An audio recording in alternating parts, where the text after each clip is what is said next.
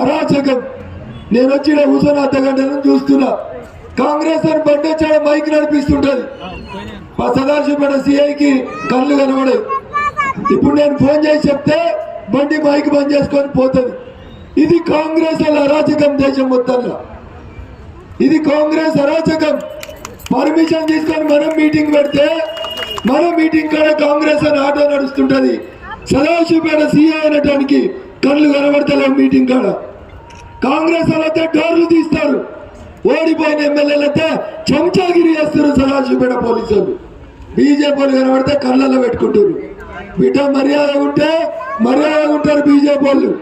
ఒకవేళ మేము ఉరికించాలని అనుకుంటే ఒక్కరిని కూడా మిగిలేకుండా ఉరికిస్తా. రఘునందన్ గా చెప్తా ఉన్నాయి చౌరస్తాకెళ్ళి. ఈ తమాషాలు రఘునందన్ రావు దగ్గర కుదిరాయి. ఎవరైనా సరే కానూను ముందు నువ్వెంతనో నేను కూడా అంతే. పర్మిషన్ తీసుకున్న నా మీటింగ్ డిస్టర్బ్ చేస్తే ఎవరి దగ్గరికైనా వచ్చి గెదిమి కొడతారు మా బీజేపీ కార్యకర్తలు. అర్థం చేసుకోవాలి. లా అండ్ ఆర్డర్ కంట్రోల్లో ఉన్నారంటే సీఏ గారు మంచిగా మెదులుకో.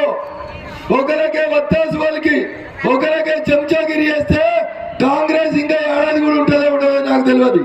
కానీ మేము ఈ భూమి ఉన్నన్ని రోజులు ఈ భూమి మీద భారతీయ జనతా పార్టీ ఉంటుంది. అది గుర్తుపెట్టుకోరని చెప్తా ఉన్నాం.